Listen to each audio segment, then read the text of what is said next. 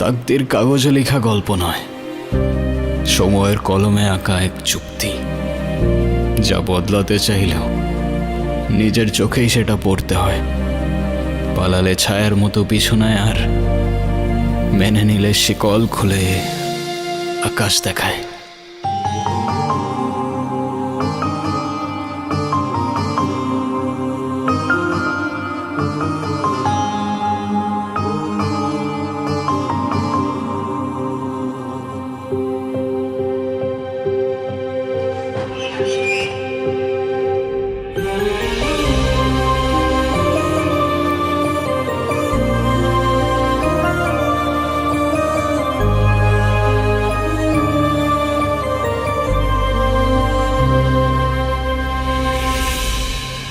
কাজ বাজ ঠিক মতো কর, নাহলে বেতন দিব না।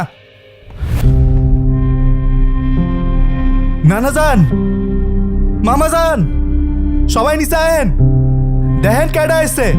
কত বড় ফাউল, ওখানে দাঁড়িয়ে ও চিৎকার চেঁচামেচি করছে।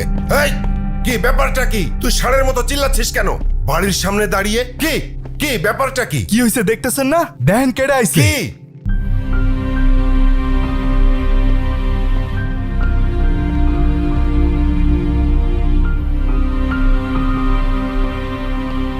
কি হলো, তুমি এখনো যাও নাই? তোমাকে না বললাম ভেতরে যাও। আমি বাইকটা পার্ক করে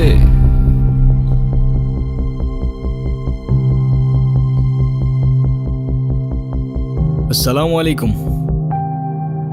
আপনি নিশ্চয়ই মামা। আপনার ব্যাপারে অনেক কিছু বলেছে ও। আর আপনি মামি।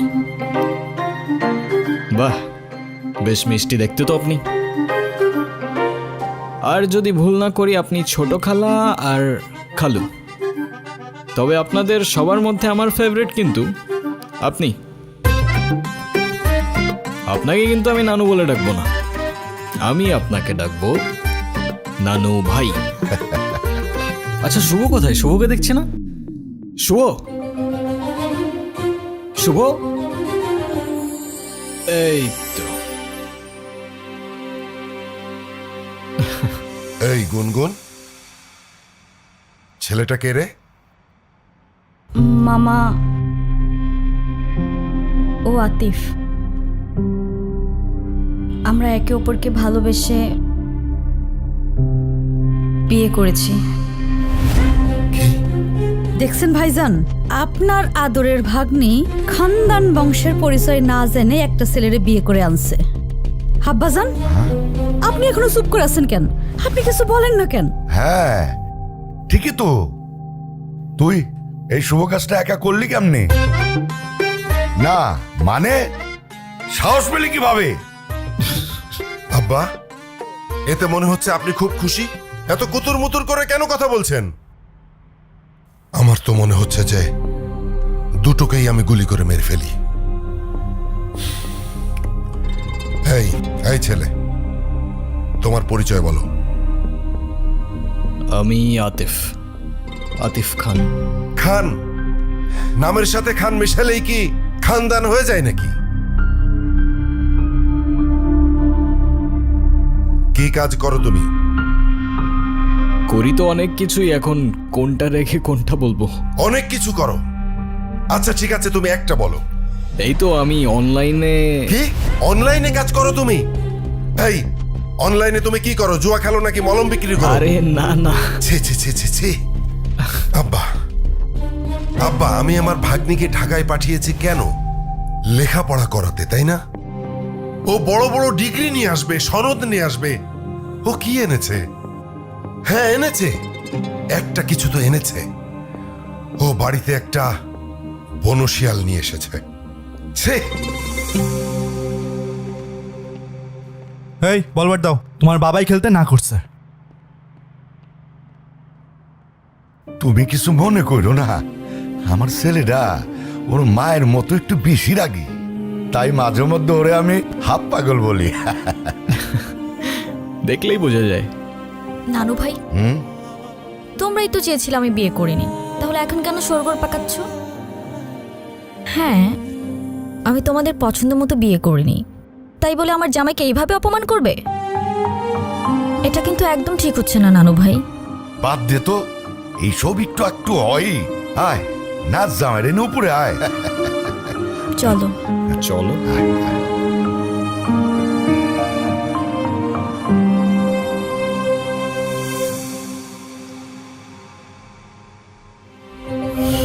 কি আসসালামু আলাইকুম। ওয়ালাইকুম আসসালাম।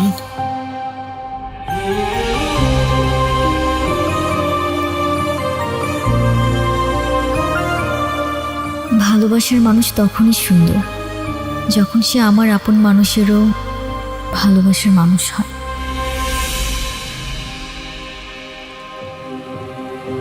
জীবনে বেঁচে থাকার জন্য খাবারের চেয়ে বেঁচে থাকার ইচ্ছেটাই বেশি দরকার। আর যদি সেই বেঁচে থাকার ইচ্ছেটা কোনো এক মানুষের জন্য হয়ে ওঠে, তাহলে জীবনে ঠিক তাকেই রাখতে হয় যে সত্যিই থাকতে চায়।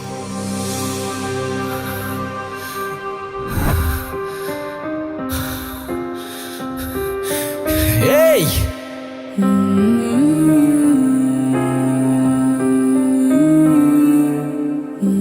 আরে কি করছেন আপনি? মাথা ঠিক আছে আপনার?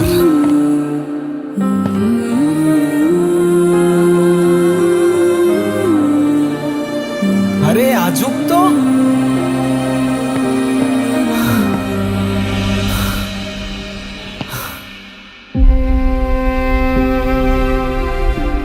কি সমস্যা কি আপনার? কি করছেন আপনি? আরে প্রবলেমটা কি আপনার?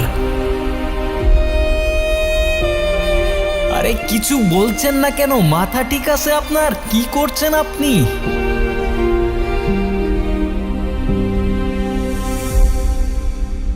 পাগল নাকি আপনি? মরতে যাচ্ছিলেন কি জন্য? নাও, একে তো এত বড় একটা বোকামি করতে যাচ্ছিলেন, তার উপরে ড্যাব ড্যাব করে তাকিয়ে আছেন। ভ্যাম্পায়ার নাকি আমি? ডোন্ট ওয়ারি, রক্ত খাবো না আপনার। এক সেকেন্ড, একটু পানি খেয়ে নিই।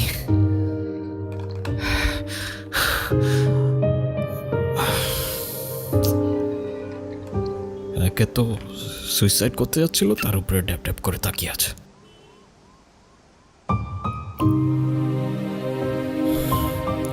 Thank you.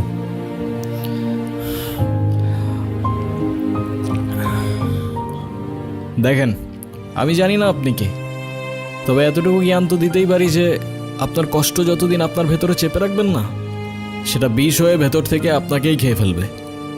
এখন বলুন, এই বোকামিটা কেন করতে যাচ্ছিলেন? ডোন্ট ওয়ারি, আমি কাউকে বলবো না।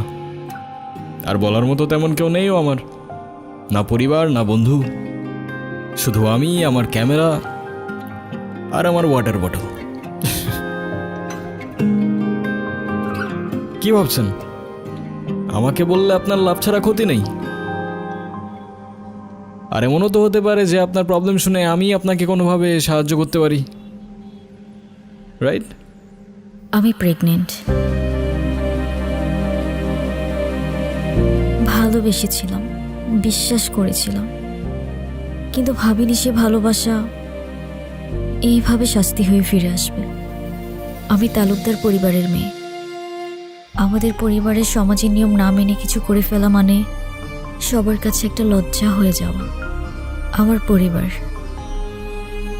যারা বলে মেয়েরা হচ্ছে ঘরের সম্মান, আর তারা যখন জানবে আমি বিয়ের আগেই, কিচ্ছু বলবে না, শুধু চেয়ে থাকবে। আর ওদের ওই দৃষ্টিতে আমার বুকটা চিড়ে যাবে। ওরা বলবে না তুই মরে যা, কিন্তু আমি বুঝে যাব আমার মরে যাওয়াই উচিত। ভেবেছিলাম এখান থেকে ঝাঁপ দিলে হয়তো সব ঝামেলা এখানেই থেমে যাবে, না প্রশ্ন, না অপমান, না দোষ, কোনো কিছুরই সম্মুখীন হতে হবে না। ভিতরের চিৎকারটা এখানেই থেমে যাবে। এখান থেকে ঝাঁপ দিলে আপনার চিৎকার থেমে যাবে সে ব্যাপারে তো কোনো সন্দেহ নাই, কিন্তু যার জন্য আপনি এখানে আসলেন সে তো দিব্যি ঘুরে বেড়াবে, রাইট? কোথায় সেই হারামজাদারা? কোথায় আপনার বয়ফ্রেন্ড? কোথায় সে?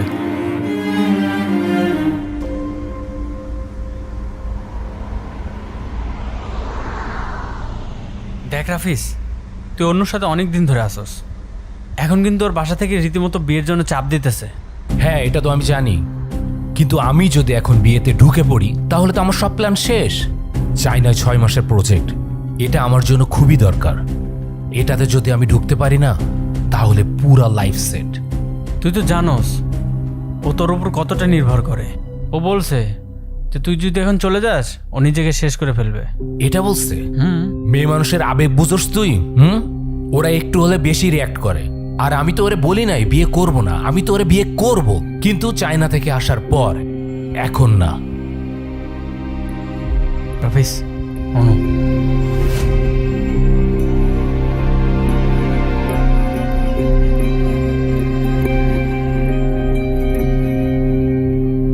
তাহলে তুমি যাচ্ছ?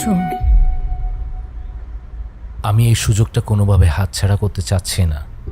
চাইনা প্রজেক্ট, এটা আমার ফিউচারের জন্য খুবই দরকার। আর আমাকে? আমাকে দরকার নেই তোমার?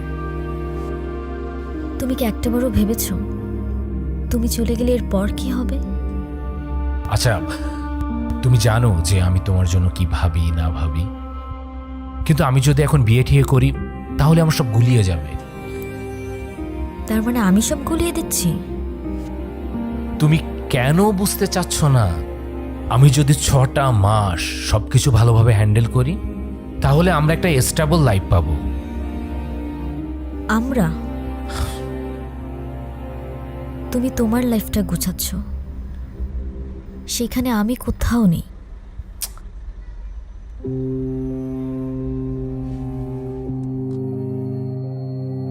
রাফিজ, আরে প্লিজ তুমি তোমার পরিবারকে নিয়ে একটাবার আমার মামার সাথে কথা বলো। তোমার এক্ষুনি বিয়ে করতে হবে না, তুমি যা করার চায়না থেকে এসেই করো। আমার মামা, নানু ভাই সবাই রীতিমতো পাগল হয়ে যাচ্ছে বিয়ের জন্য। আমাকে শুধু 7 দিন সময় দিয়েছে, আমি আর পারছি না রাফিজ। তুমি কেন বুঝতেছ না? সারাক্ষণ শুধু কান্নাকাটি করবা আর নিজেরটাই ভাববা। একটু আমারটা ভাবতে শিখো। ধ্যাত্তেরি।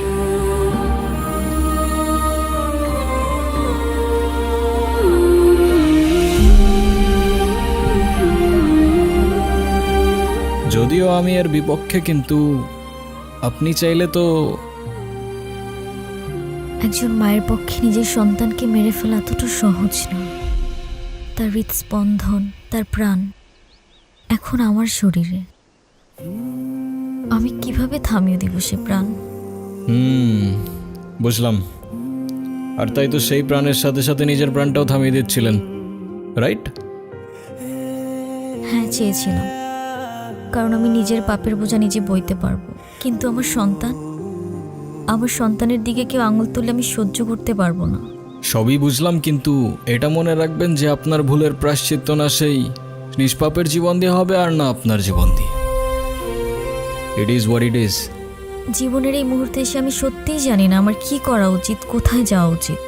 তাহলে আমি বলবো আপনি বাড়িতে চলে যান, কারণ সেটাই হবে যেটা আপনার তাকদিরে লেখা আছে।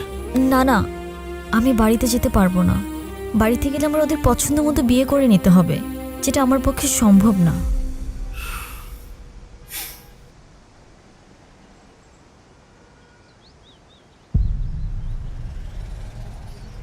আপনি কি কিছু বলতে চাচ্ছিলেন?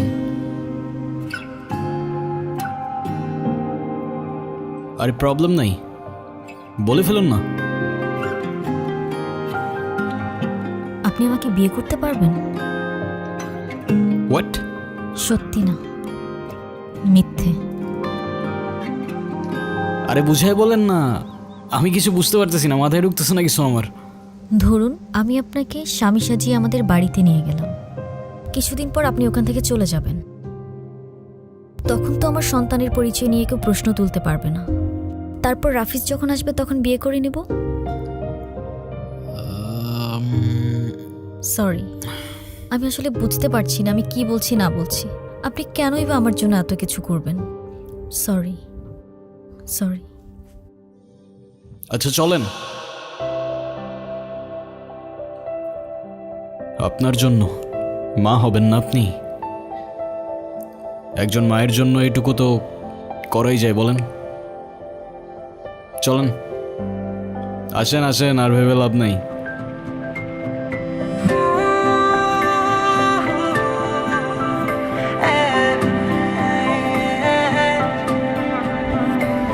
আমি প্রেম খুঁজে পাই তোমার দু চোখের মায়ায়, আমি সুখে ভেসে যাই তোমার কথা ভেবে হায়। তুমি আমার সেই তুমি, যার ভাবনায় ফাগুন আসে, নিমেষে ফুটে ফুলছে তোমার উড়ন্ত কালো চুলে।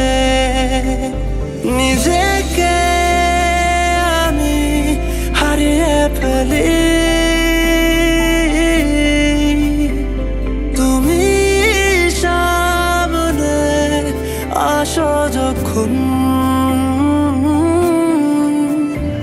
আমি তোমার টানে তোমার নামে লিখেছি গান সারাক্ষণ।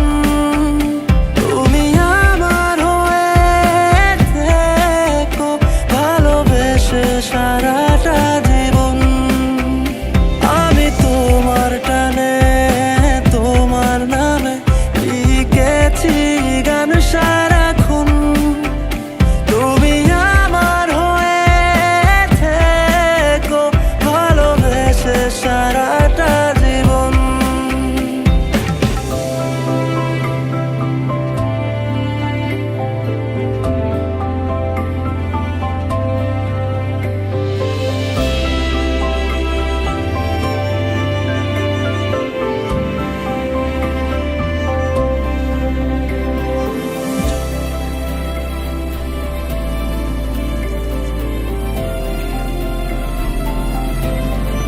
পানি খাবো, কি? পানি খাবো।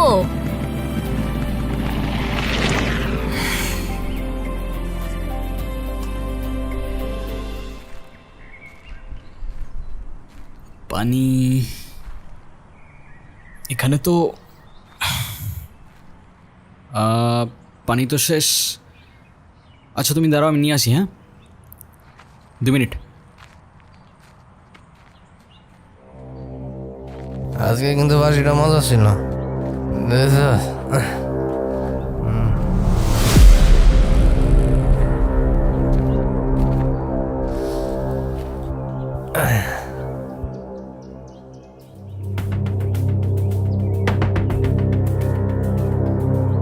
এই মিষ্টি জঙ্গলের মধ্যে এত সুন্দর পরি। কি আপু, চুপচাপ কেন? কথা কইতে পারেন না? নাম কি আপনার? কি হয়েছে এখানে?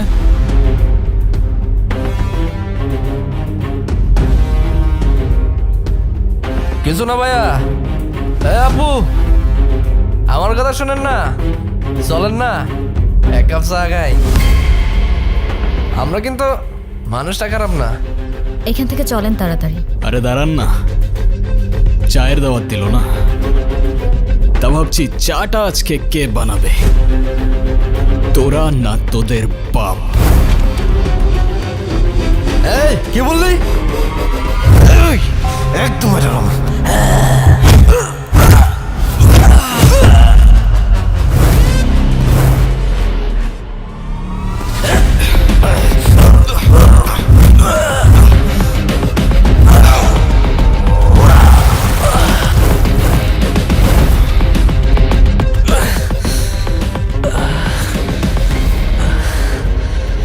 কিরে, লিকারটা কেমন ছিল?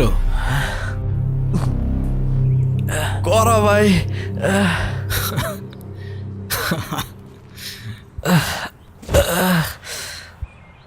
ভাই কি হয় আপনার? আমার ওয়াইফ।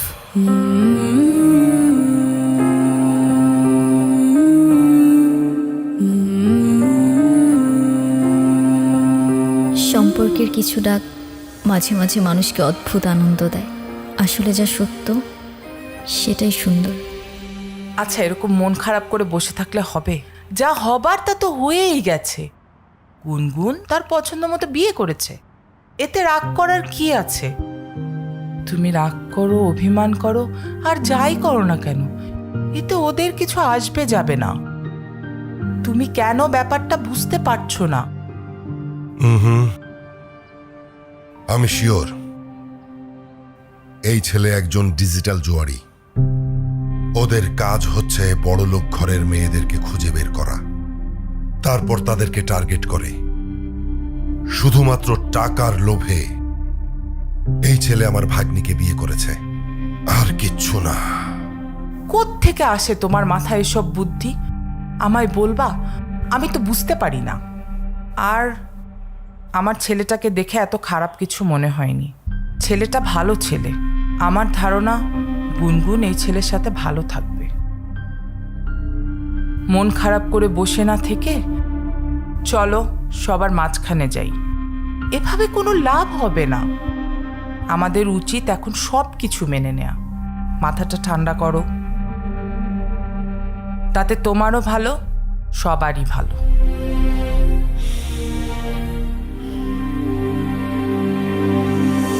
শুনছো, আজ কিন্তু আমাদের নাতনিটা নতুন জীবন শুরু করলো। তোমার কত ইচ্ছে ছিল এই দিনটা দেখা। যাক, অন্তত আমি ওর বিয়েটা দেখে যেতে পারলাম। নাচ জামাইটা দেখতে কিন্তু রাজপুত্রের মতো। আমাকে ভাই বানিয়ে ফেলেছে। আমি এখন একা নয়। যাক, বাঁচা গেল। গুনগুনের বিয়েটা শেষমেশ হয়েই গেল। ছেলে কি করে? অনলাইনে কি যেন কাজ করে। আমিও দেখব সে তার জামাইকে নিয়ে কত প্রশংসা করতে পারে। আমি সাধারণ একজন উকিল বলে কম খোটা আমাকে সহ্য করতে হয় নাই। আর একটা কথা না বললেই নয়, আমি নাকি ঘর জামাই। তোমার বাপ ভাইয়ের টাকায় আমি খাই, তোমার বাপ ভাইয়ের টাকায় আমি চলি। এবার দেখা যাবে তার ভাগ্নি জামাই কোথাকার কোন মহারাজ। উফ, চুপ করো তো। আমার আর ভালো লাগছে না। আমাদের পরিবারের সঙ্গে এরকম একটা ঘটনা ঘটতে পারে আমি তো ভাবতেই পারছি না। আরে বলা নেই ক নেই, কোত্থেকে একটা ছেলের সঙ্গে বিয়ে করে আসছে। বাবা, আমরা তো কখনো সাহসই পাইনি এগুলো কল্পনা করার। আরে শত হলেও মানলাম গুনগুন আমার বড় অপার মেয়ে, কিন্তু এই ছেলেটা আমার কি মনে হয় জানো, ভালো বংশের মেয়ে পেয়েছে না, ওটা দেখে ফাঁদ পেতে গুনগুনকে বিয়ে করে নিয়েছে। না জানি ছেলেটার মতলব কি। উফ, তোমরা একটু চুপ করো তো, বিরক্ত করো না, আমি পড়ছি। আচ্ছা, পড়ালেখা বাদ। বলো তো বাবা, তুমি আমাকে কবে বল কিনে দিবা? বল, আবার সেই বল। এই পর্যন্ত কয়টা বল হারাইছে হিসাব আছে ওর? এই পড়তে বস, পড়। উফ,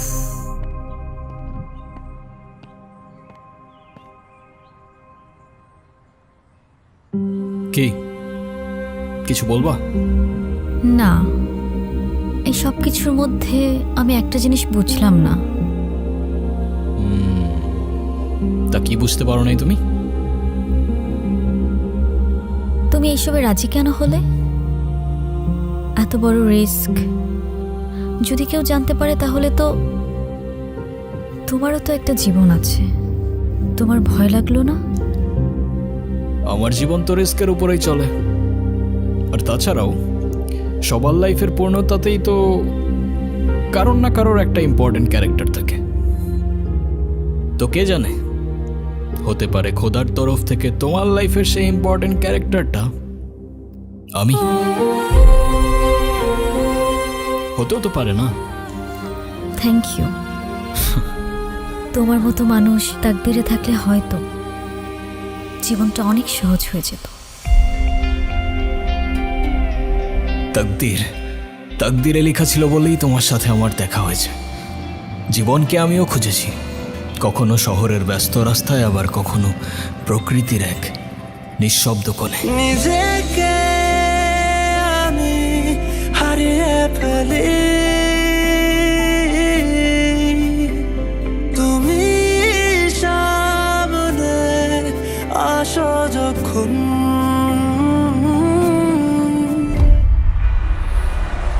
অবশেষে আমি আমার জীবনকে দেখতে পাই ক্যামেরায়। আমি তোমার টানে, তোমার নামে লিখেছি গান সারাক্ষণ। তুমি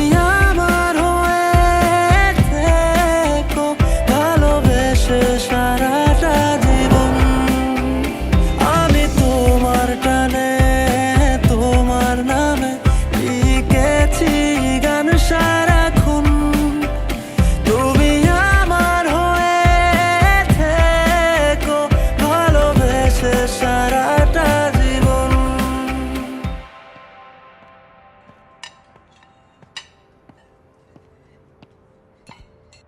বেশি করে দাও। কি নানু ভাই?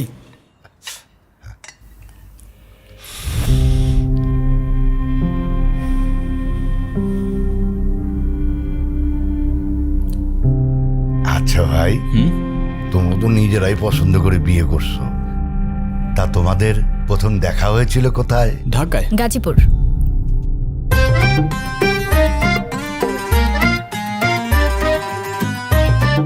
মানে ঢাকায় গাজীপুর সাফারি পার্কে।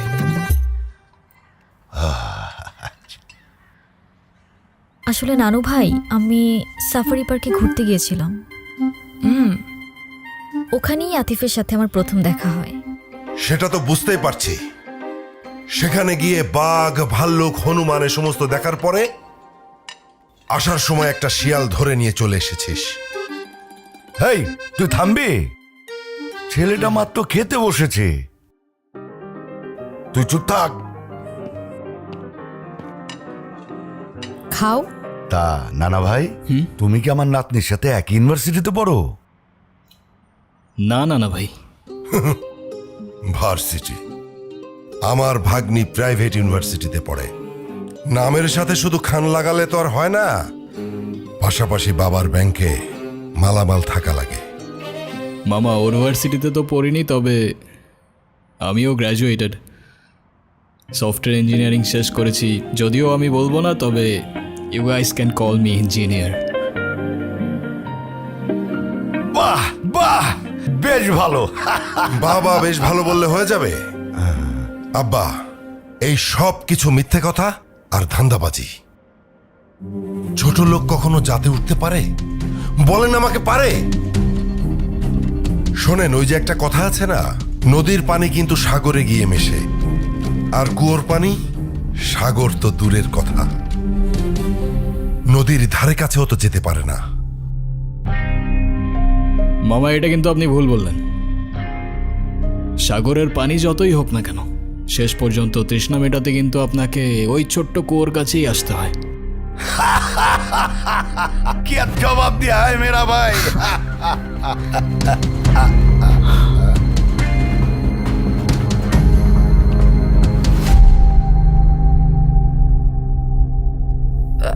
তোমরা খাও। কি ব্যাপার বাবা, তুমি খাচ্ছ না কেন? খাও। আমাকে বল না দেওয়া পর্যন্ত আমি কিছু খাবো না। আবার বল, খাওয়ার সময় বল, চুপচাপ ভাত খা।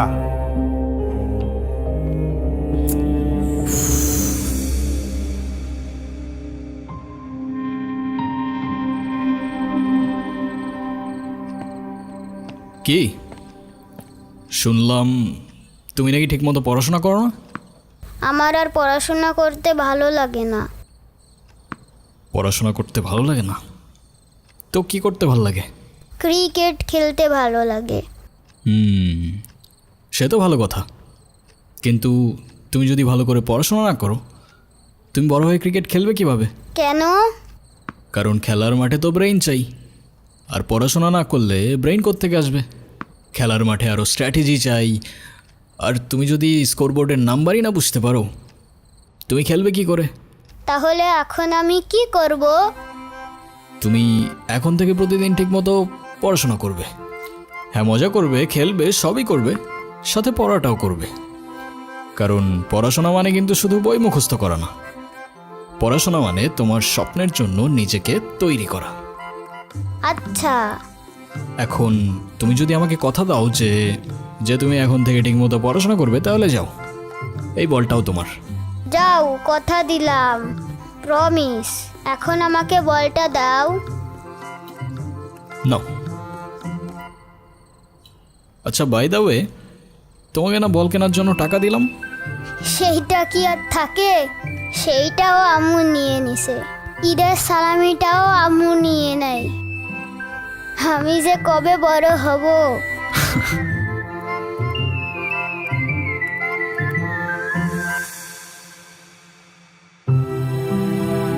বড় তো সেদিনই হবে যেদিন নিজের কষ্ট চেপে অন্যকে সাহস আর সাথ দিতে শিখবে।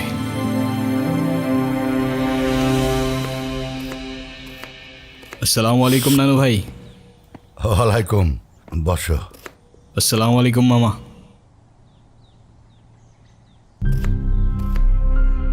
আরে বাবা, সালামের উত্তরটা তো দিবি। তোর সব ধন সম্পত্তি তো আর চায় নাই।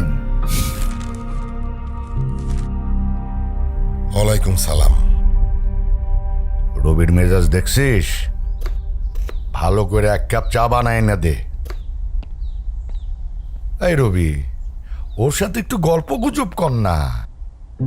আমি যখন জামাই ছিলাম তখন আমাকে তো নানির পরিবার মাথায় করে রাখতো। তার তো কারণ ছিল আব্বা, সেটা আপনি খুব ভালো করে জানেন। আপনি তো ওর মতো কোনো সাধারণ পরিবার থেকে আসেননি। আমাদের বংশের মান মর্যাদা, ধন সম্পদ, নাম ডাক এসবের একটা ব্যাপার ছিল। আমার না আপনার জন্য খুব আফসোস হচ্ছে মামা। If I am not wrong, আমি যতদূর বুঝতে পারলাম আপনার কাছে খানদান, প্রপার্টিজ, নাম ডাক এসব কিছু ইম্পর্ট্যান্ট। মায়া, টান, ভালোবাসা এসব কিছু না। আমার ভাগ্নিকে তো বিয়ে করেছ, তা বউকে কি খাওয়াবে? সকাল বেলায় এক বাটি প্রেম আর রাতের বেলায় এক বাটি ভালোবাসা, তাই তো? আরে মামা, আমারই তো বউ, কতটুকুই বা খাবে বলেন? সমস্যা নেই। আর তারপরেও যদি কম পড়ে যায়, একজনেরটা না হয় দুজনে ভাগাভাগি করে নেব। যে সমস্ত মানুষের পকেটে টাকা থাকে না, তারা সবসময় এই সমস্ত ফালতু কথা বলে। ফালতু কথাকার। আচ্ছা, আপনি কখনো ভেবেছেন, আপনি যেমন আপনার ভাগ্নিকে একটা লাক্সারিয়াস লাইফস্টাইল দিয়েছেন, সেটা একটা কৃষক কিন্তু তার সন্তানদের দিতে পারে না। তার মানে কি সে তার সন্তানদের ভালোবাসে না? আমি জানি আমার কথাগুলো আপনার মানতে একটু কষ্ট হবে, তবে বিশ্বাস করুন, কৃতজ্ঞতা আর সম্পর্কের মূল্যতেই থাকে ভালোবাসার পারফেকশন। তা ভাই, তোমার পরিবারে কে কে আছে? সবাই, কিন্তু কেউ নেই। ছোটবেলাতেই একটা অ্যাক্সিডেন্টে সবাই চলে যায়। তারপর আমাকে রেখে আসা হয় এতিমখানাতে। সেখান থেকে অবশ্য একজন ভদ্রলোক আমাকে নিয়ে গিয়েছিলেন, বেশ ভালোই বাসতেন আমাকে। তার কিছুদিন পর সেও চলে গেলেন, তবে সাথে থেকে গেল তার রেখে যাওয়া ভ্যালিউজ আর এডুকেশন। তারপর একটু একটু করে কিছু টাকা জমিয়ে অনলাইনে ক্লোদিংয়ের বিজনেস শুরু করি। সেখান থেকে আমার লাইফের টার্নিং পয়েন্ট শুরু হয়। তারপর শখের বসে ফটোগ্রাফি, আরও কত কি। ও হ্যাঁ, আর আমার নিজের একটা রেস্টুরেন্টও আছে মুর্শিদগঞ্জে, আলহামদুলিল্লাহ। তবে আমি বিশ্বাস করি যে জীবনে টাকা দিয়ে সুখ কেনা যায় না, ঠিক। যদি না সেই সুখ তাকদিরে লেখা থাকে।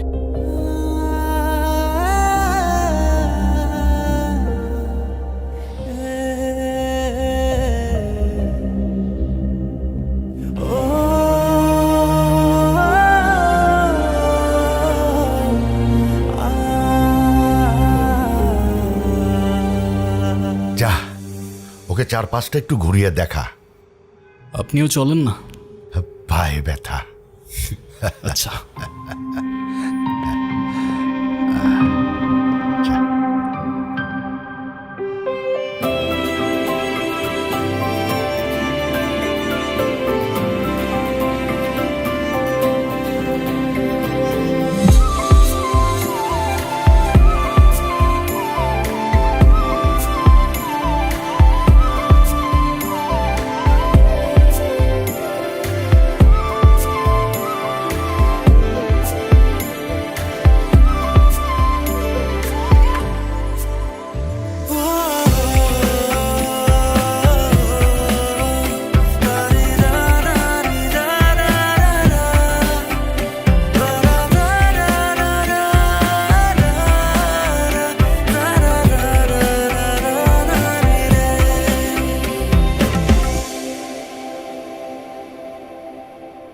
এটা আমার সবচেয়ে প্রিয় জায়গা।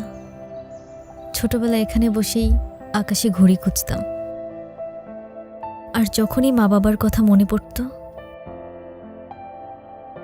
একা একা বসেই কাঁদতাম।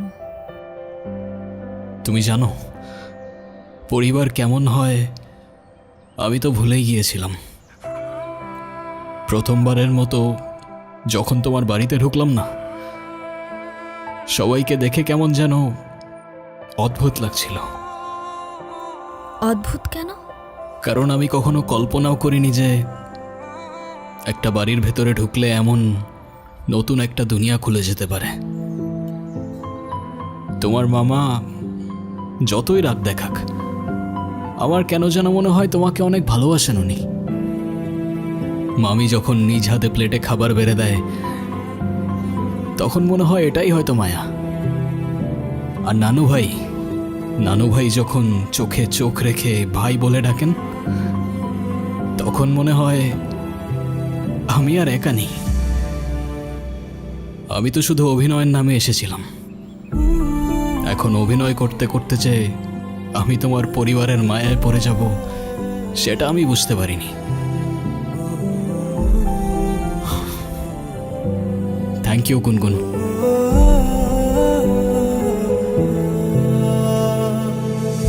চুপচাপ বসে আছো কেন? ভয়ে আছো? চিন্তায় আছো? না, চিন্তা না, ভয়। একটা ভয় আগুনের মতো করে আমার বুকের মধ্যে চেপে বসে আছে।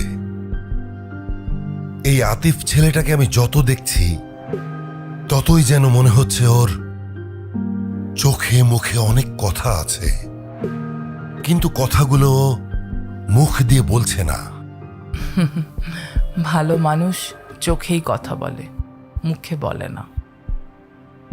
আতিফ যদি ভালোও হয়, তবু তো ভয়টা আমার রয়ে গেছে।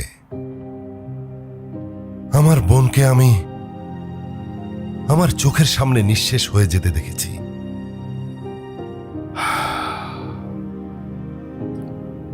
এখন গুনগুন যদি সেই একই ভুল করে,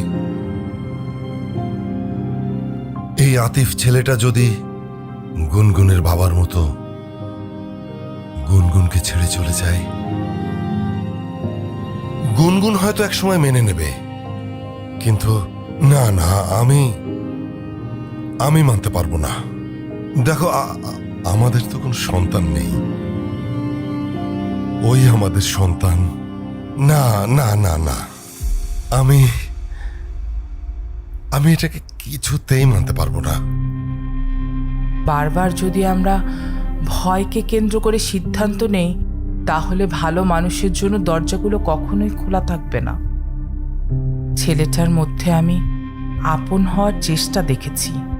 ও চেষ্টা করছে রক্তের সম্পর্কের বাইরেও পরিবার হতে।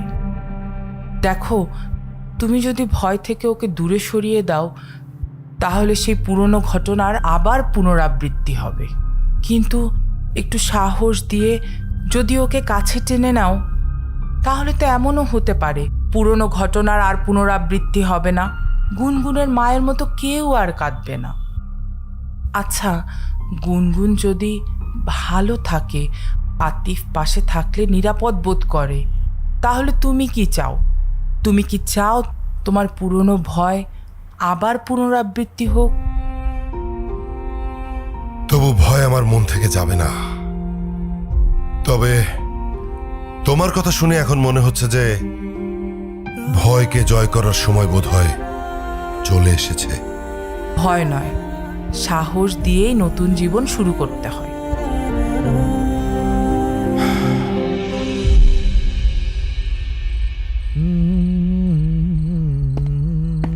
এই হিরো, কাকে বলতেছো? আপনারাই বলতেছি। আরে আপনারে তো দুলাভাই ডাকতে মনেই ছিল না। আসলে আমি মামাজানের মতো সব বনারে পাত্তা দিই না। সব ঘাটের মরারে পাত্তা দাও না বুঝলাম, কিন্তু কোন ঘাটের মরারে পাত্তা দাও সেটা তো বুঝলাম না। কথার ভুল ধরবেন না কইলাম। এমন লাফাইতে থাকলে বেশি দিন টিকবেন না। কথায় আছে না, পিপিলিকার ডানা গজায় মুড়িবার তরে, বেশি উঠলে আগুনে পুরো ছাই হয়ে যাবেন। যে পিপিলিকা আগুনে ডানা মেলে ভাই, সে কিন্তু আগে বুঝে নেয় আগুনটা কার হাতে আছে। তো সাবধানে থাইকো, আগুনটা আবার এদিক ওদিক লেগে গেলে পরে তো আবার নিজেই সামলাতে পারবে না ভাই।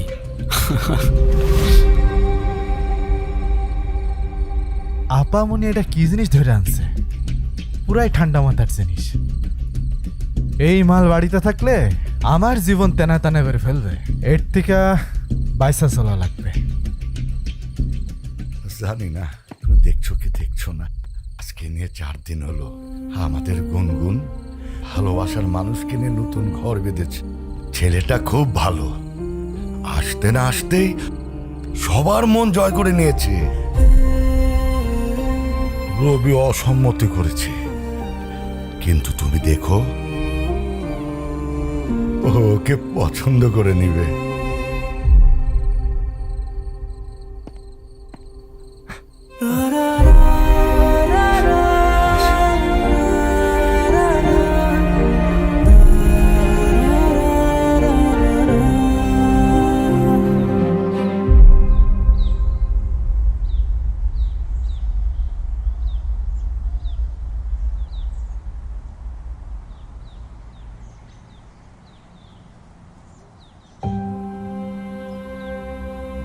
তুমি এখনো ঘুমাওনি?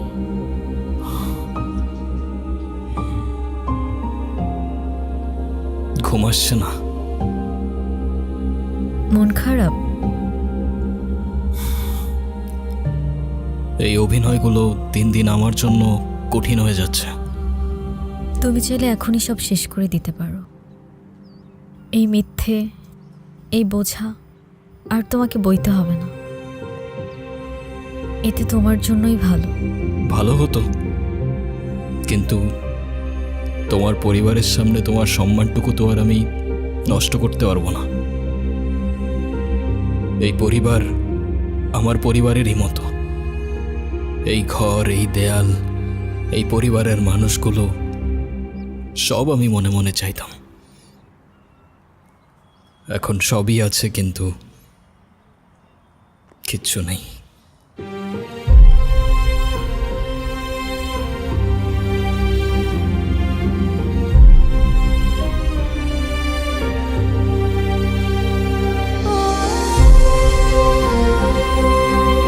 কি ব্যাপার, ওরা দুজন দু জায়গায় কেন? বুঝছি, মান অভিমান চলতেছে।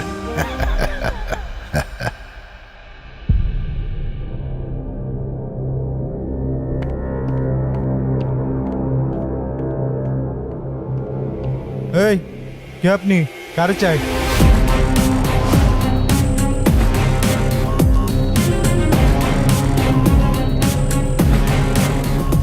আমি রাফিজ, গুনগুনের বয়ফ্রেন্ড। বয়ফ্রেন্ড?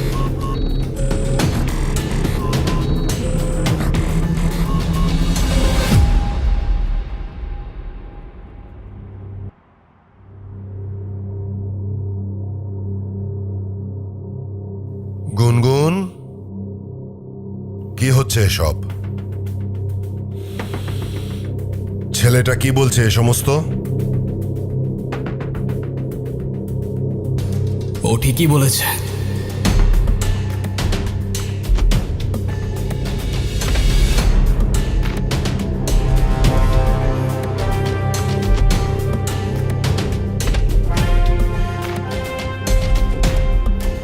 আমি গুনগুনের কিছুই না। আমাদের বিয়ে হয়নি, আর এতদিন যা ছিল তার পুরোটাই ড্রামা।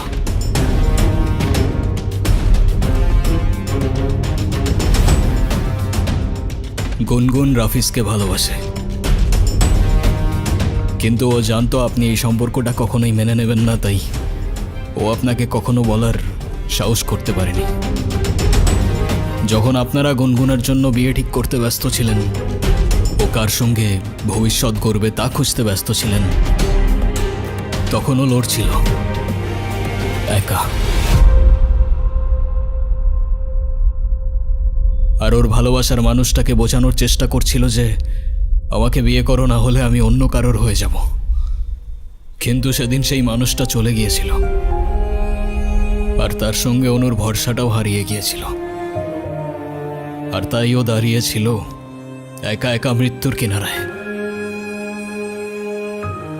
তবুও আপনাকে কিছু বলার সাহস করতে পারেনি, কারণ ও জানে আপনি ভালোবাসায় বিশ্বাস করেন না।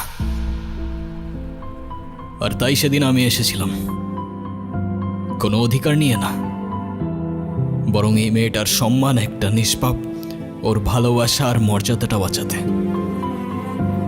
আর হ্যাঁ, আমি ওর কিছুই না, আমাদের মাঝে কিছুই নেই। এই সবটাই ছিল অভিনয়, আর এই অভিনয়ের শেষটাও আমি লিখে দিয়ে যাচ্ছি। চলে যাচ্ছি আমি।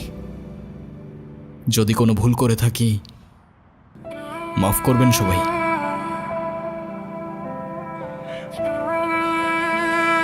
আতিফ, আমি তোমাকে মিথ্যে বলেছিলাম। আমি প্রেগনেন্ট না।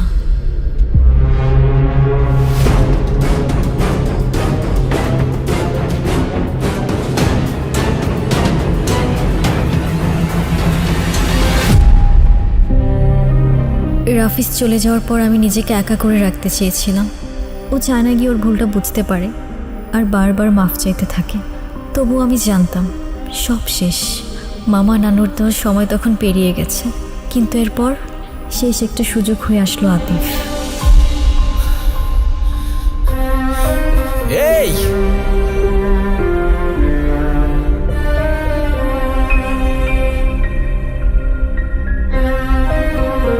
ও ভেবেছিল আমি আত্মহত্যা করব, কিন্তু আতিফের কেউ না থাকা, অন্যের জন্য ভাবার কারণে আমি প্রেগনেন্সির মিথ্যে নাটক সাজাই। রাফিজের যাওয়ার সময়টার কথা ভেবেই আমি আতিফকে মিথ্যা বলি।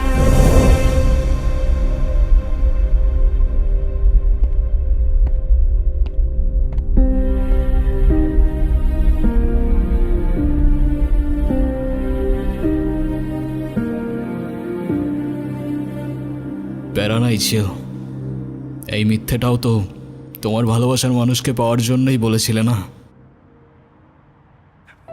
তুমি তাকে পাওয়ার জন্য কোনো কিছুই আর বাদ রাখলে না গুনগুন, আর তাই হয়তো তোমার তাকদির আজ তাকে তোমার কাছে এনে দিয়েছে।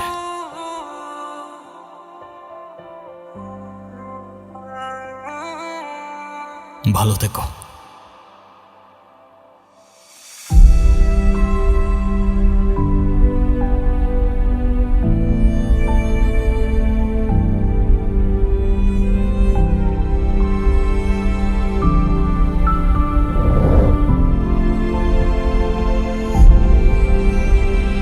এই দুনিয়ায় কারো উপর মায়া চলে এলে তাকে আর কোনোদিন মন থেকে মোছা যায় না, তবে তার থেকে আঘাত এলে ভালোবাসার আড়ালে লুকিয়ে পড়া যায়।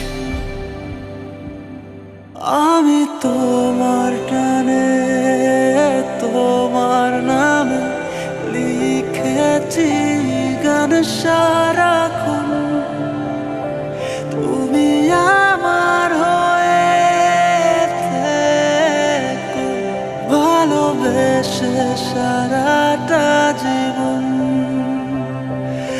আমি তোমার টানে তোমার নাম লিখেছি গান সারাক্ষণ, তুমি আমার হয়ে ভালোবেসে সারাটা জীবন।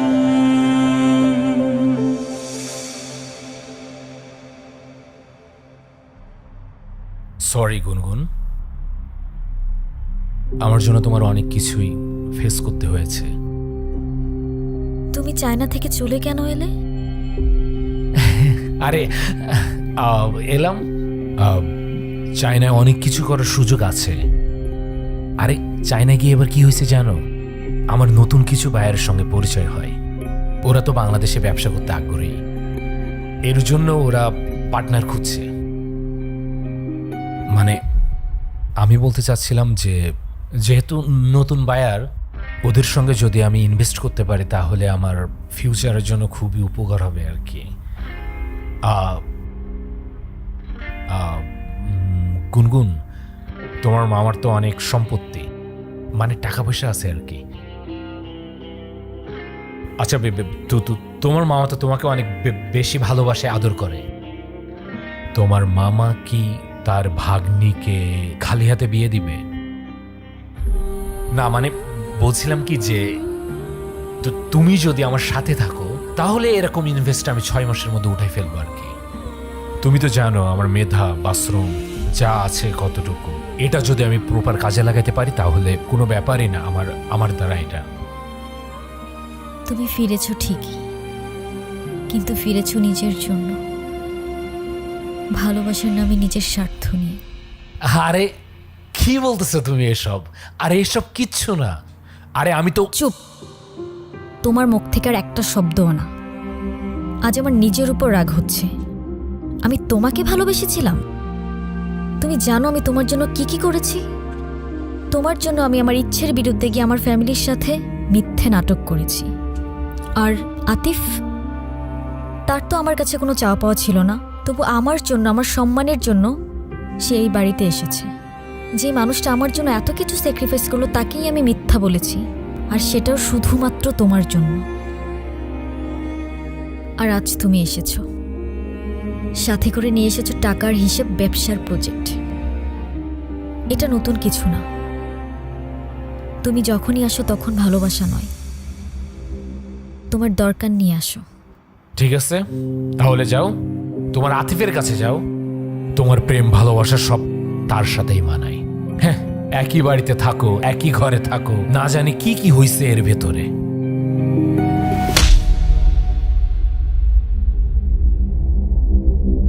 আমি তোমাকে ভালোবাসি না। তুমি এখন এই মুহূর্তে এখান থেকে চলে যাবা। যাও।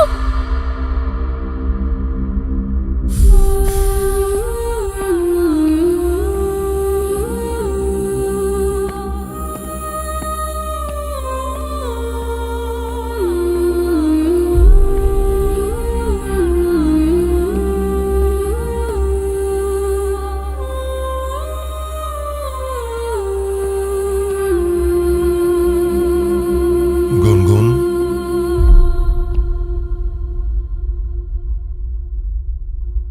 মারে,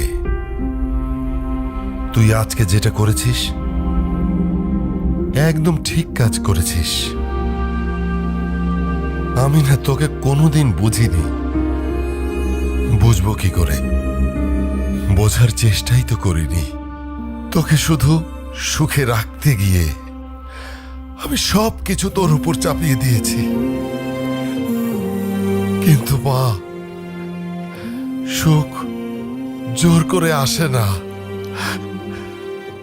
সুখ তাকদিরে থাকতে হয়, জোর করে আসে না।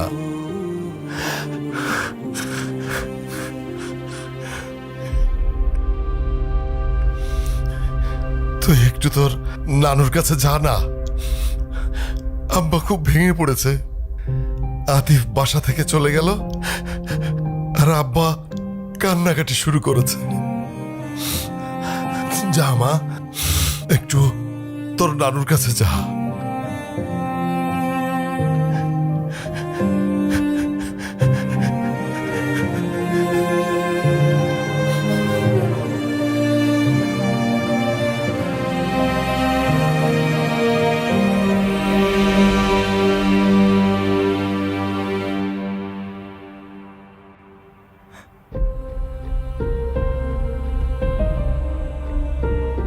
তুই কষ্টে আছিস জানতাম,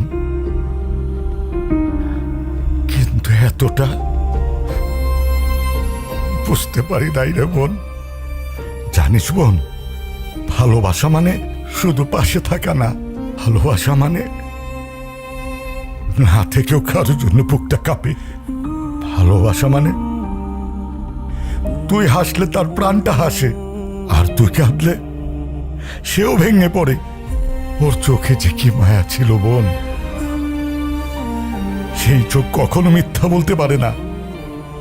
ও শুধু তোকে চায়নি, তোকে রক্ষা করেছিল, তোকে আগলে রেখেছিল নিজের সবটুকু দিয়ে।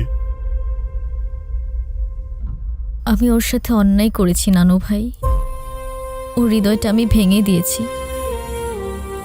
যে মানুষটা আমার জন্য এত কিছু করলো, তার বিশ্বাসটা আমি হারিয়ে ফেলেছি। ভালোবাসা হারায় না রে বোন, জায়গা বুঝে লুকিয়ে পড়ে। তাকদিরে লেখা থাকলে ওরে ঠিকই পাবি। যা কিছু সত্য তা ফিরে আসে, সময় নেই। কি খালি 2 দিন পর পর আসে, ফ্রিতে খাইতে চাই, কোনো লজ্জা লাগে না কিছু না? এটা কোনো লোক হলো? এই জি ভাই। কি হয়েছে ওদিকে? ভাই 2 জন ফুড ব্লগার আইছে, শুধু ফ্রিতে খাইতে চাই। আচ্ছা তুমি ওদের সার্ভ করো, আমি পরে দেখতেছি। আর এটা আমি নিয়ে যাচ্ছি। ঠিক আছে ভাই।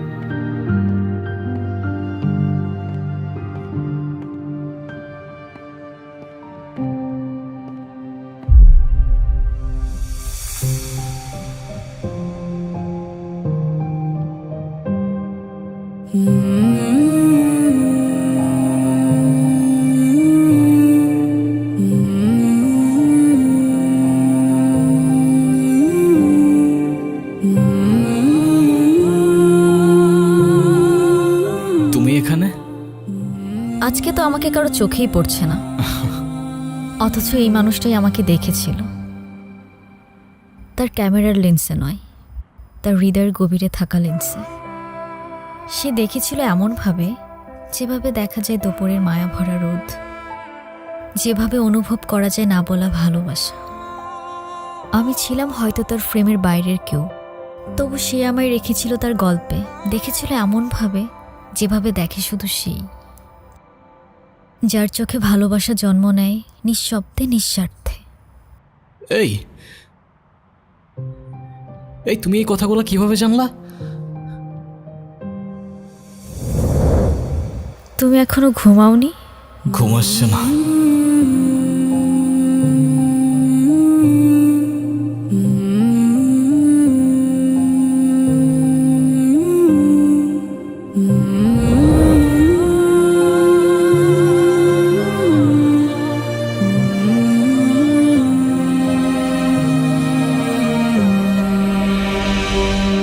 এখন আর এসব জেনেও কি? সে তো তার তাকদিরে লেখা মানুষকে পেয়েই গেছে। আমি তো শুধু একটা ছায়া ছিলাম, আলো তো ছিল অন্য কারোর জন্য। চায় না জিনিস, তাই ভেঙে যাওয়ার আগেই ছুঁড়ে ফেলে দিয়েছি। আমি আমার ক্যামেরায় অনেক কিছু দেখি জানো, আলো, ছায়া, রং, মানুষের মুখ। মুহূর্ত ধরে রাখি ফ্রেমে, তবে আমার সবচেয়ে পছন্দের ছবিটা কখনো আমার ক্যামেরায় তুলে উঠতে পারিনি, কারণ সেই ছবিটা ছিল আমার কল্পনায়। আর তার পাশে হয়তো তোমার ছবি। তুমি যখন আমার ডায়েরিটা পড়েছো, তার মানে আমার ভাঙা স্বপ্নগুলোকেও দেখেছো। তুমি তোমার ক্যামেরায় কত কিছুই না দেখো, দুনিয়ার সব রং, রূপ। কিন্তু তুমি যখন আমার জীবন থেকে চলে গেলে, আমার সব রং হারিয়ে গেল। আমি বুঝে গিয়েছিলাম যে চলে যায় সে হারিয়ে যায় না, যদি তাকদিরে তার জন্য ঠিকানা লেখা থাকে।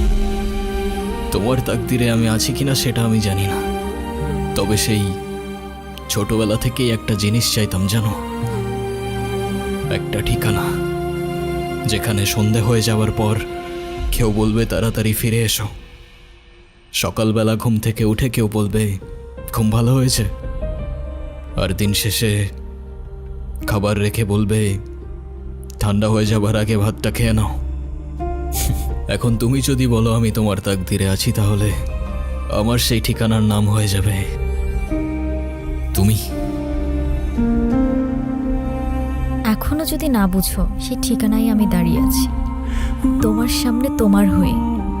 তবে শুধু ভালোবাসার জন্য না, একসাথে বাঁচার জন্য, একটা জীবন গড়ার জন্য, যে ঠিকানায় শুধু তুমি আর আমি।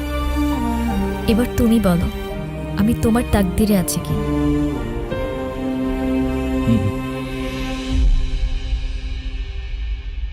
আচ্ছা, আমি যদি বলি এই মুহূর্তে তোমার ডায়েরিতে আমার জন্য কিছু লিখতে, তাহলে তুমি কি লিখবে?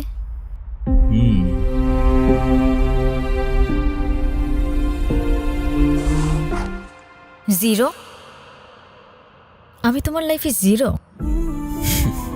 ডিপেন্ডস, এখন তুমি যদি জিরো মানে শূন্য দেখতে চাও তাহলে সেটাই, তবে আমার পয়েন্ট অফ ভিউটা একটু আলাদা। আমার পয়েন্ট অফ ভিউতে এই সিম্বল ছাড়া কোনো সংখ্যাই পরিপূর্ণ হয় না। Then zero means you complete me.